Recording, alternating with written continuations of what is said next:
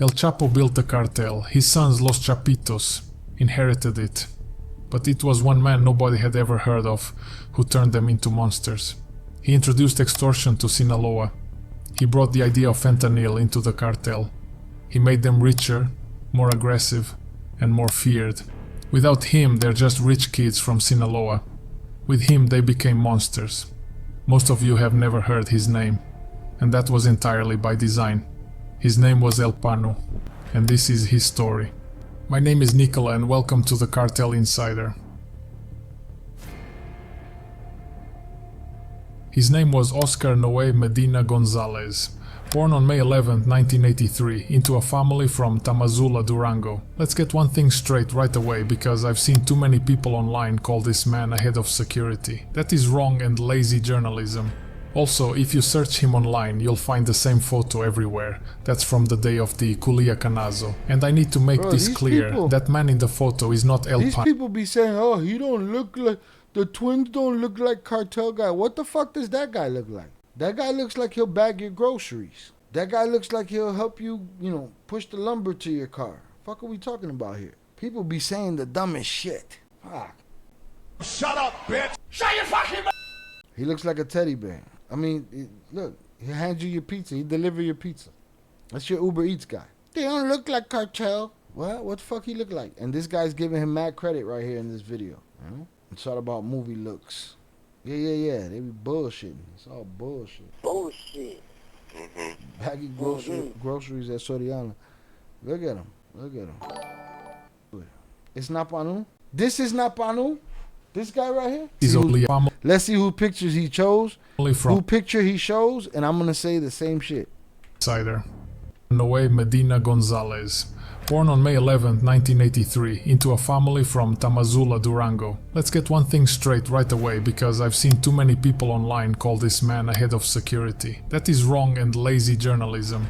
Also, if you search him online, you'll find the same photo everywhere. That's from the day of the Culiacan. And I need to make this clear, that man in the photo is not El Panu, that is Ovidio's secretary. They look similar and the internet ran with it, but that is not him.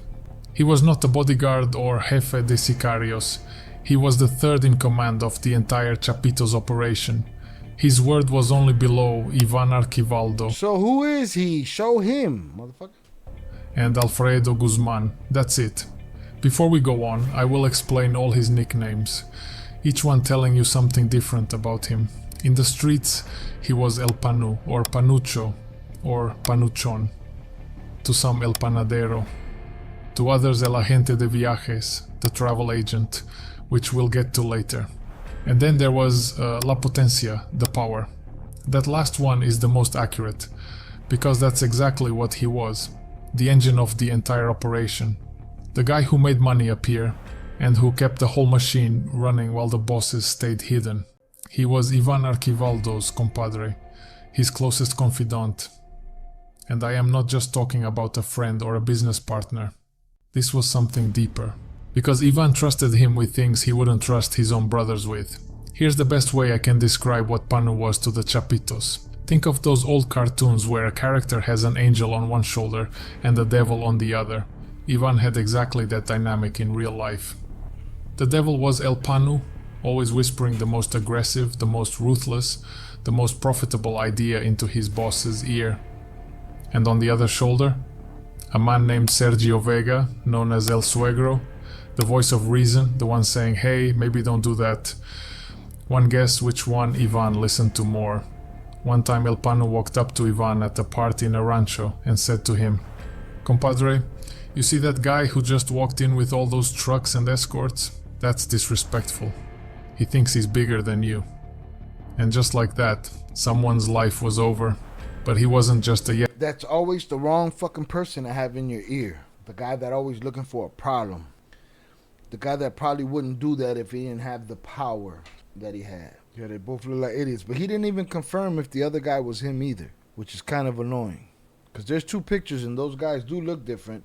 It always dawned on me, but it's like whatever. Pictures are pictures. El Panochon. yes man either. He was genuinely sharp. His life was over. But he wasn't just a yes man either. He was genuinely sharp in a criminal sense. He had vision, he had ideas nobody else was thinking of. And that's exactly what made him so dangerous and so valuable. Now let me tell you something about how this man lived. As the third in command of the entire Chapitos, El Panu had access to more money than most people will ever see in their lives. And he knew how to spend it. He was the man who bought the luxury watches, the cars, the houses, the high-end gifts for Ivan and Alfredo. Think about that for a second, the third most powerful man in the cartel, and he's out here shopping for his bosses. But don't get it twisted, he took care of himself too. El Panu had a thing for luxury watches. His favorite brand was Richard Mille, and he had a collection worth millions that would make your jaw drop. And then there was his personal pistol, custom made, engraved with his name and the icon of a wolf. Because El Panu had one more nickname nobody talks about, El Lobo, the wolf. And honestly, it fits. Around 2017, Ivan called a meeting with his closest circle. Some people started acting like they were on the same level as the bosses. So Ivan sat everyone down and made it very clear. Before you are my friends, you are my employees. Don't get confused. And while Ivan was saying all of this, El Panu was right there next to him, not being put in his place. And at that moment everyone realized that El Panu was his favorite. Even El Chapo himself proved this. While El Chapo was still locked up in El Altiplano, he was already so fed up with El Panu that he thought about sending a message to Ivan through a letter, through his lawyers, telling him to get rid of his compadre. But he held back, and the moment he escaped through that tunnel, barely out, the very first thing he did was pull his son Ivan aside and say it to his face, "Get your compadre Panu out of the organization." How the fuck would anybody know that? Can somebody tell me how he knows what the fuck they said in the tunnel? Who told him? Huh? Who had the tunnel information? What are we talking about here? He's done. He doesn't belong here anymore. And Ivan looked his own father in the eye and said no. He told him, "Panu helps me too much. I need him." No, mommy's wake. No. What the hell? Bruh.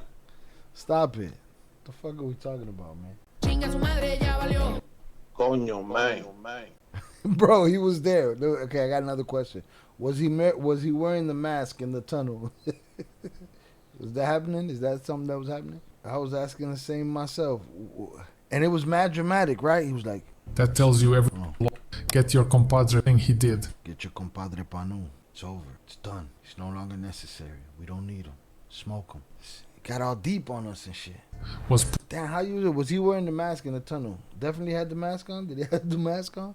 Pull his son Ivan aside and say it to his face. "Get your compadre Panu out of the organization. He's done. He doesn't belong here anymore." He doesn't belong here anymore. It's over for him.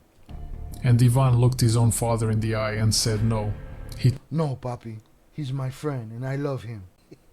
No, mommy's wake. Told him, "Panu helps me too much. I need him." That tells you everything you need to know about the bond between Panu and Ivan, and about just how indispensable. Now, is that him? Is that the real him? He looked like the other guy's brother. Fuck are we talking about here? They're like, "Oh, that's not him. Doppelganger." Same shit. He's wearing a mask. Yeah, he's wearing a mask. He's driving the motorbike to get Chapo out. Okay. And they're playing the music, the theme music from Casa de Papel and shit. Yeah, okay, I hear you.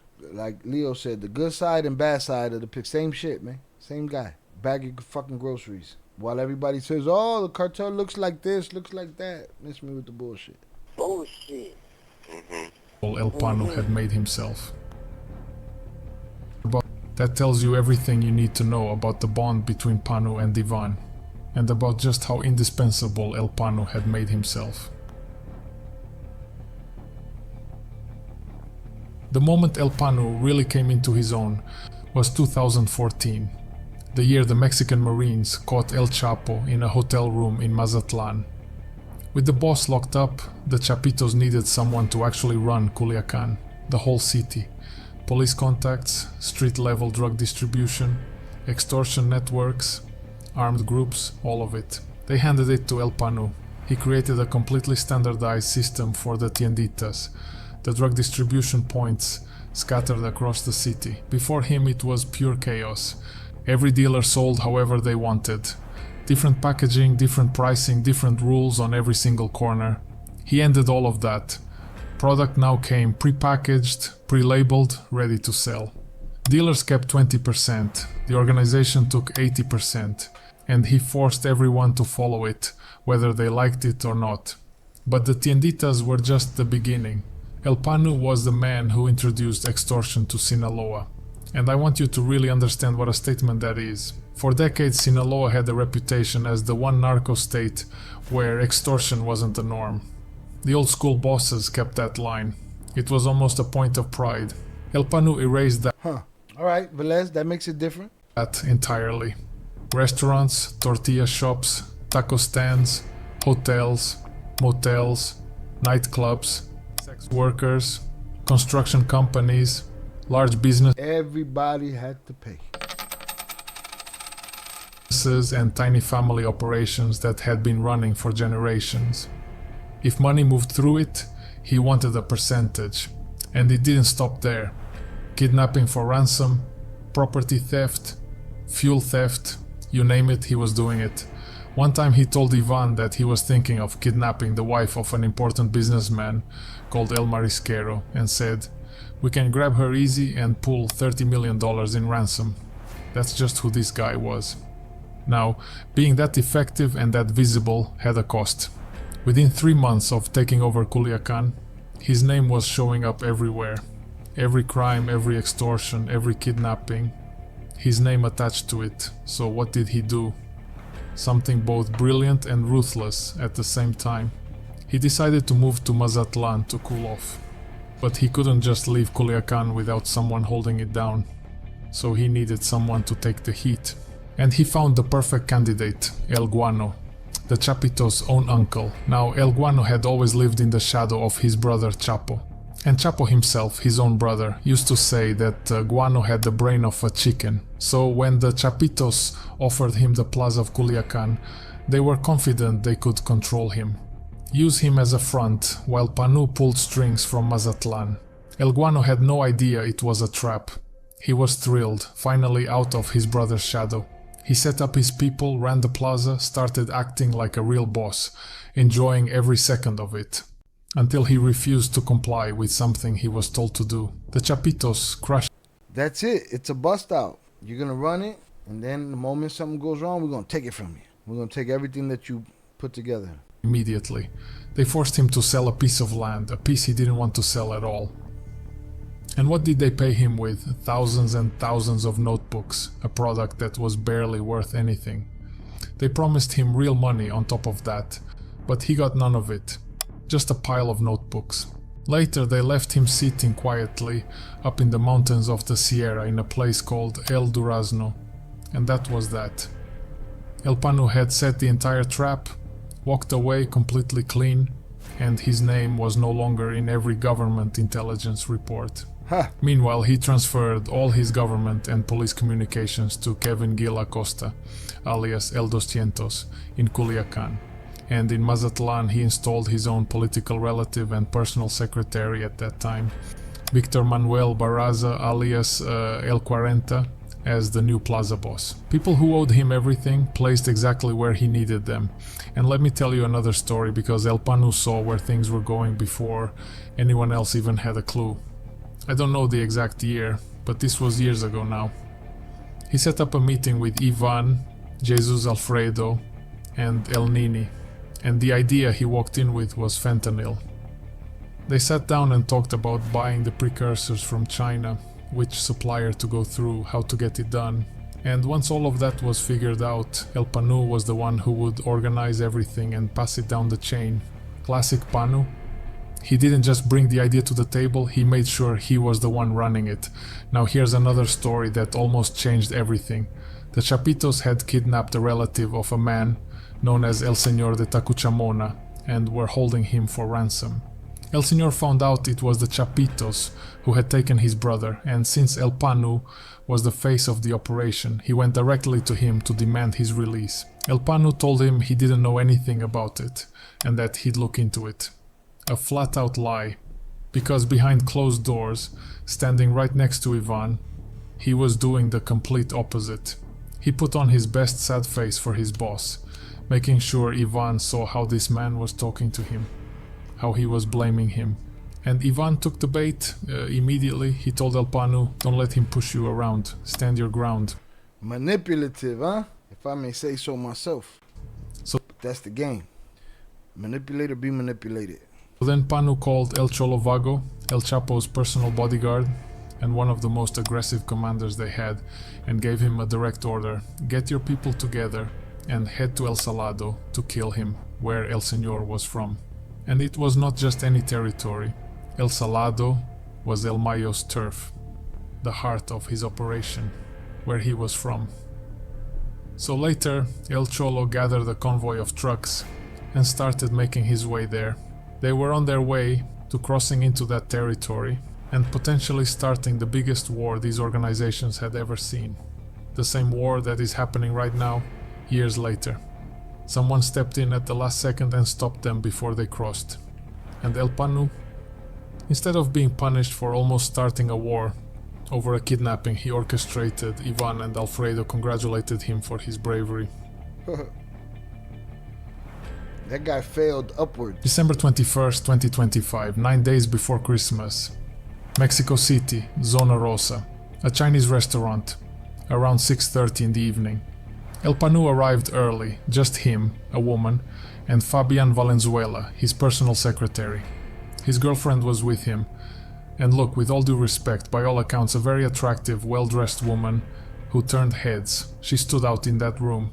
Now here's where it gets interesting. Someone else happened to be eating at that same restaurant that night, a member of a powerful organization in Mexico. This guy noticed El Panu across the room, didn't fully recognize him at first, but something felt familiar. So he quietly pulled out his phone, took a photo, and sent it up the chain. The confirmation came back almost immediately. Yes, that's him. And his guy didn't even know El Panu personally. He only recognized him from a photo that had circulated sometime. El Panu had been Okay, that's him there. Por inteligencia militar. Now somebody knows he walking around with their phone. spotted casually shopping at Palacio Look at him. Come on, man. Same fucking guy. Same guy. Well, different guy, but the same guy. de Hierro, one of the most high-end Boom. malls in Mexico City, What if dude right there would have got caught right there with that camera out? with his family, while the United States government had a $4 million bounty on his head. In that photo, he was wearing a white shirt, black pants, and hair combed back with gel. He always liked to dress like that: button-up shirts, loafers, and slicked back hair. That clean Italian mob boss look. And that night at the restaurant, exactly the same. This man had been photographed in public and didn't change a single thing about his appearance. A different color shirt, that's literally all it would have taken. But he liked looking clean, A little beard or something. A little mustache. like a businessman walking around the city. The only thing that had changed since that photo was that he'd put on a few pounds. Once the confirmation came in, 2 sicarios were sent immediately. They arrived on a motorcycle, carrying both photos, the one taken that night and the old one from outside Palacio de Hierro. They walked into the restaurant, spotted him fast. Wait. I think that's wrong. Y'all tell me if I'm wrong. Isn't the story that they took a picture of him? That picture was before the night that it went down. The picture of him in hold on, man. He was spotted in a store, right? Not at a restaurant, so... Come back with gel. He always liked to dress like that: button-up shirts, loafers, and slicked back hair.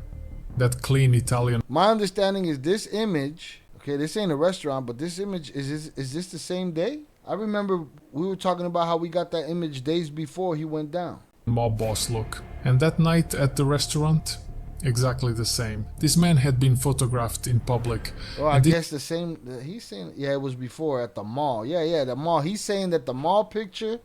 He's saying that the mall picture and the ending of Panu at the restaurant was the same day. That's false. Didn't change a single thing about his appearance. A different color shirt, that's literally all it would have taken. But he liked looking clean, like a businessman walking around the city. The only thing that had changed since that photo was that he'd put on a few pounds. Once the confirmation came in, 2 sicarios were sent immediately. They arrived on a motorcycle, carrying both photos, the one taken that night and the old one from outside Palacio de Hierro. How do you know what they were carrying, bro? You know they were carrying photos and shit? Stop the bullshit. Bullshit. How do you know they were carrying a picture, bro? What the fuck is this guy talking about? Come on, Nicola. They walked into the restaurant, spotted him fast, and opened fire. His secretary was hit in the attack but survived. All the shots were aimed at El Panu. He took 28 bullets. He didn't make it. As for who gave the order, that's still not fully confirmed. What I do know is that it did not come from Ivan Archivaldo. It's rumored to be El Chapo Isidro's people or El Mayito Flaco's people who did it. Look, the numbers speak for themselves. This hit the Chapitos harder than losing El Chapo, harder than Ovidio's arrest, because those blows hurt the organization, but this one hit Ivan personally, right at the core. El Panu was the man who actually ran things every single day.